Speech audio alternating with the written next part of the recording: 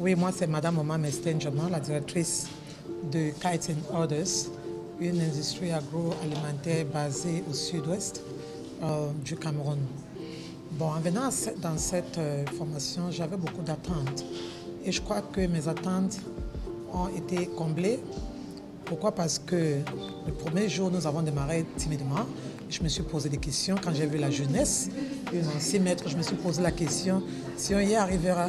Mais au fur et à mesure qu'on avançait et qu'on nous a donné des sessions pratiques, je me suis retrouvée dans ce qu'il fallait, ce que j'attendais.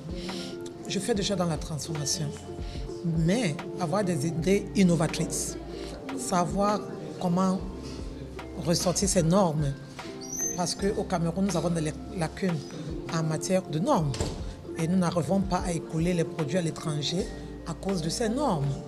Bon, être coaché sur les normes, être coaché sur la fabrication des jus pour bébés, des mets dans les bols et tout ça, et surtout des mets locaux, pour moi c'est très innovant.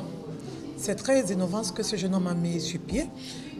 Par exemple, nous avons eu à déguster des bières, des vins, des jus et des mets qui ont 6 mois de durée et qu'il a juste fait par stérilisation cuiseur.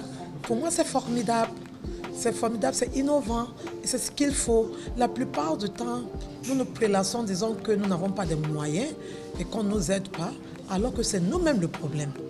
Nous avons des richesses autour de nous. Il suffit juste de les découvrir, de découvrir les potentiels qui sont en nous et de créer les richesses telles que nous avons vues depuis 2 jours aujourd'hui, depuis 3 jours, pardon, créer ces richesses et on en sortira comme Ethofis, on en sortira comme Bill Gates et autres comme Yves Fosso et les autres ont eu à faire.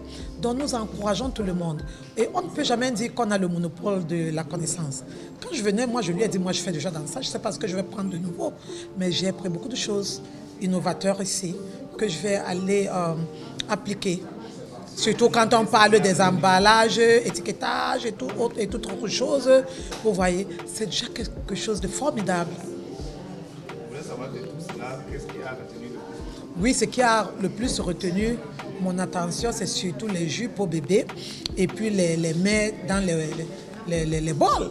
Les mets locaux dans les bols, c'est surtout ça qui a retenu mon attention ici. Et comment est-ce qu'on garde son local, surtout nous qui sommes dans l'agroalimentaire, comment est-ce qu'on s'occupe de son local? C'est ça qui a créé un impact à moi et donc comme je rentre, je verrai quoi choisir parce que là, il faut faire dans la part des choses et puis préférencier. Hein? On ne peut pas tout faire, hein? Et puis préférencier. Et puis nous avons vu comment on emballe dans le sous-vide. Nous avons eu une session pratique. Ça aussi, cela m'a impressionné parce que nous avons toujours entendu parler, mais nous n'avons pas vu des cas pratiques. Les gens le font déjà, quelques personnes le font déjà au Cameroun, mais pas tout le monde, on ne le savait pas. Moi, particulièrement, je ne savais pas.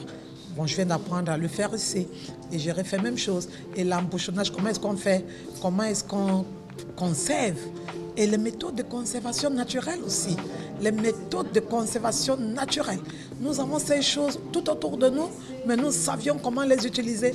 Mais à partir de cette formation, vraiment, je sors enrichi. Et je dis un grand bravo à Njat, parce qu'au départ, nous avions des doutes, mais vraiment, il a levé l'équivoque. Et maintenant, je lui dis bravo, bonne continuation. Oma Mester, Kites and Orders, Sud-Ouest.